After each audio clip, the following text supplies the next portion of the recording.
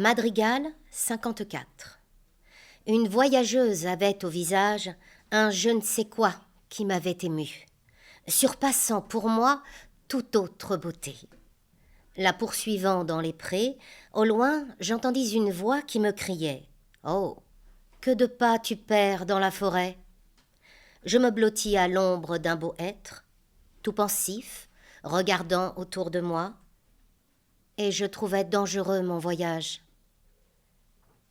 Je revins sur mes pas avant midi. Ballade 55. Ce feu que j'avais cru éteint par l'âge, et ce qu'il a de froideur et d'oubli, accroît le martyre ardent dans mon âme. Les étincelles n'ont pas été toutes éteintes, mais seulement recouvertes, et je crains une rechute bien pire sous le torrent des larmes que je verse.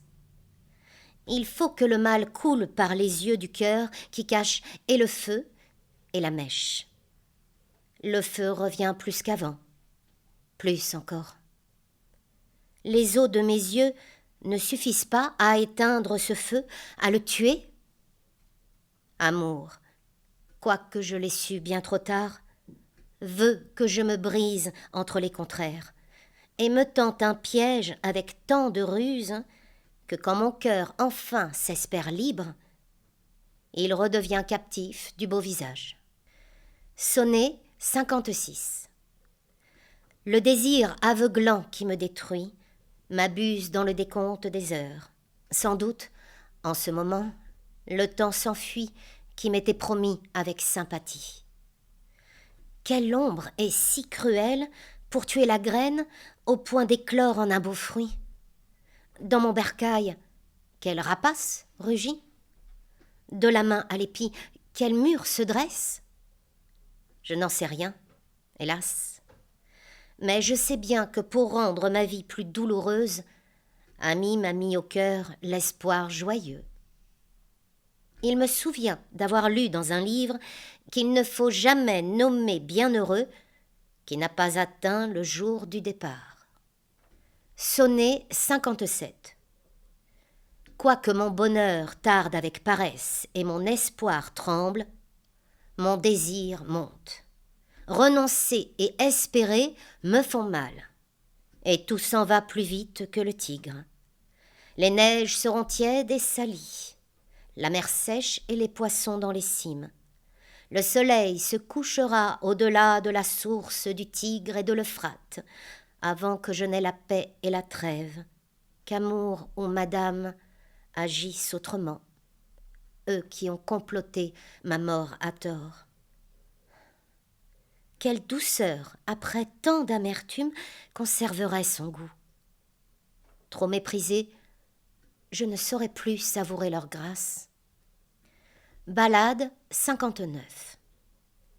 Bien que cette autre veuille m'empêcher d'aimer ce qui à elle m'attira, elle ne me découragera pas. Elle a caché le lien dans ses brins d'or. Amour m'en tient captif.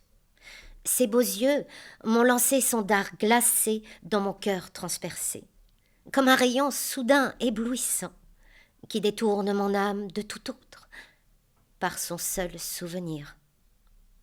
La douce vue de ses cheveux dorés, hélas, m'est enlevée, et les éclats de ses yeux si honnêtes m'attristent, me fuyant. Qui sait mourir à l'honneur se prépare. Ni mourir, ni souffrir ne suffiront à dénouer ce nœud. Sonnet 60. Le noble arbre que j'aimais si longtemps, tant que ses beaux rameaux me toléraient, faisait fleurir ma faible intelligence à son ombre et s'accroître ma douleur. Et puis, quand je ne me méfiais plus, il s'arma d'une écorce impitoyable.